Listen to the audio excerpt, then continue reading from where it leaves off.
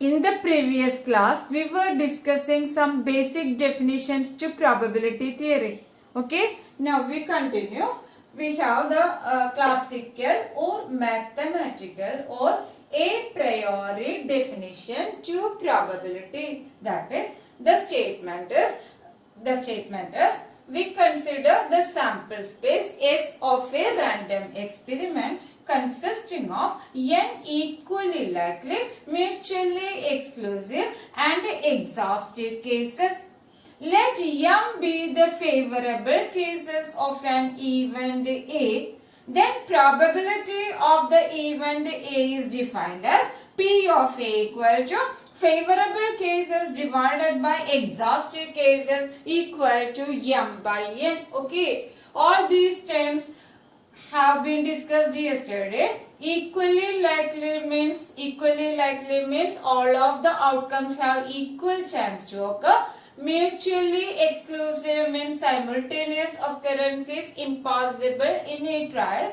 Exhaustive cases means the total number of outcomes in the sample space, and the sample space is the basic of everything. Okay, so sample space is the set of all possible results of the random experiment, and an event A can be considered as a subset of the sample space, and P of A is defined as, according to this definition, the mathematical definition, favorable cases divided by exhaustive cases equal to m by n. This is the simple definition to probability, and using this definition we calculate probability for any event A. Okay. Now we define statistical regularity. Okay. Consider n trials of a random experiment. Let A be an event in a sample space. Okay. In any trial, the event may or may not happen. Let us consider the tossing of a coin repeatedly. Let A be the event of getting a hit. In any trial, a head may or may not be obtained. Okay. So that let A be an event in the sample space. In any trial, the event A may or may not happen. Let F be the frequency of A in n trials. That is, suppose we toss the coin say 10 times, and let 4 is the number of hits obtained. So that 4 by 10. So that 4 is the frequency of A in 10 trials. Hence the relative frequency is F by n. That is here 4 by 10.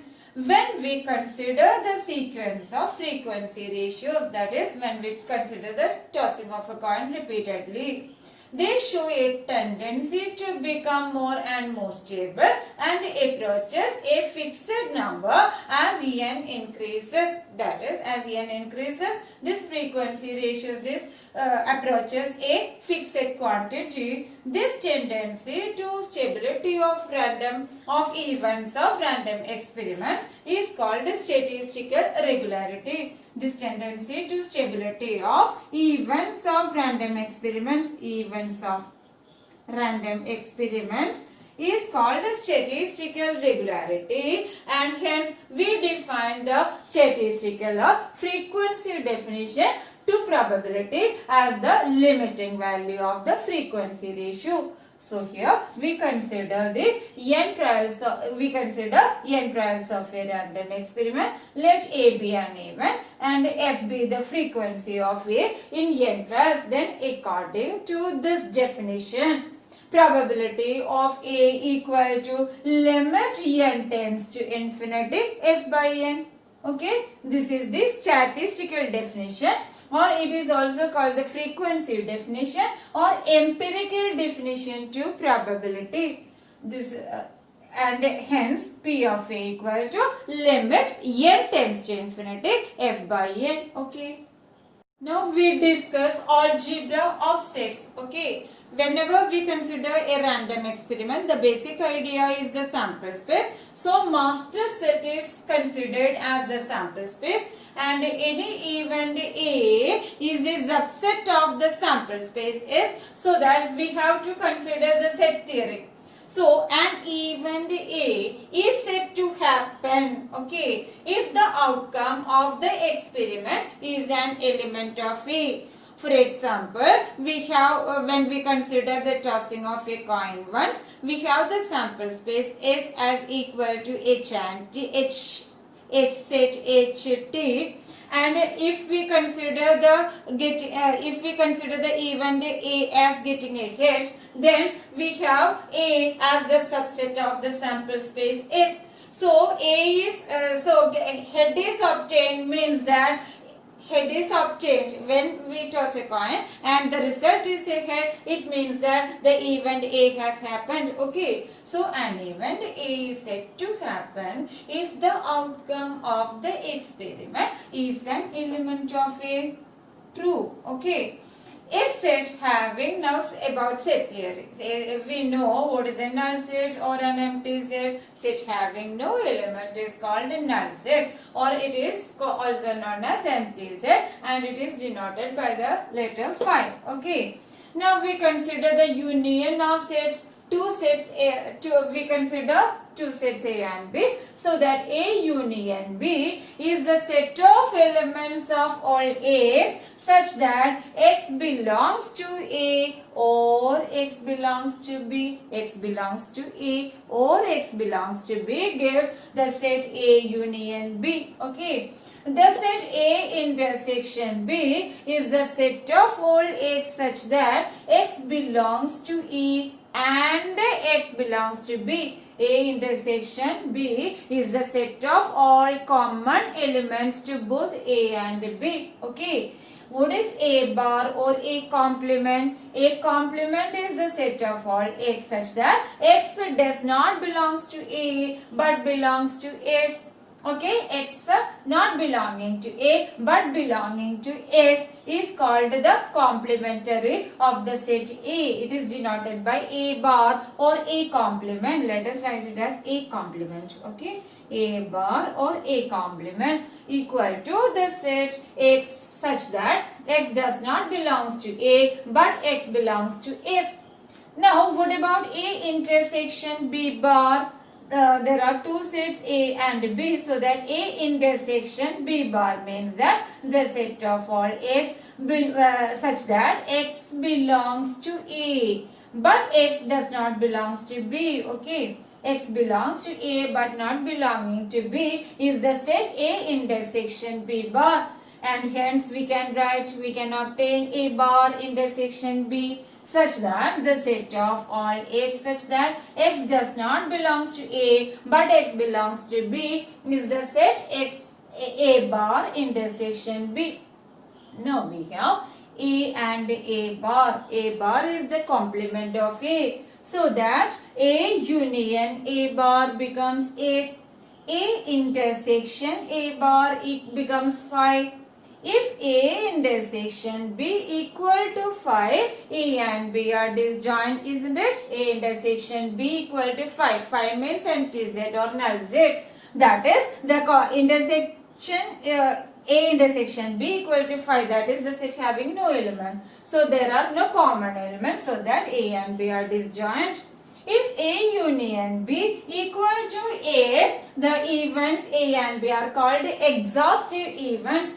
And about set theory, we have the Venn diagram. What is Venn diagram? Venn diagram means the graphical representation of set is called Venn diagram, so that we can represent A and we first of all we consider the sample space is, okay, and here it is A, so that let it be A, so that what about this is the even set A, so that this represents A bar. Okay, A bar. This is the set A bar, that is A bar. Now let us consider two sets A and B, so that here A intersection B equal to phi. Okay, A and B are disjoint. A intersection B equal to phi. Now let us consider this figure. What about this figure? Here this is A and this is B, so that this gives A intersection B. AB. Okay. Now what about this set? Let us consider once again A and B. This is the set A intersection B bar. This is the set A intersection B bar. B bar is the complement of B and intersection A means that this is the set A intersection B bar. And now here it is AB. And what about this one? This is A bar B. Okay. A bar intersection B. That is the set of all x such that x does not belongs to A but x belongs to B. This is x belongs to A but x does not belongs to B. This is the set x belongs to both A and B. So A intersection B. Now this is A union B. What about A union B? A or B. So this is A union B. Okay, A, B, A union B. Okay, now we have one more very important result which is known as De Morgan's laws. What about De Morgan's laws? De Morgan's laws, there are two results, De Morgan's laws.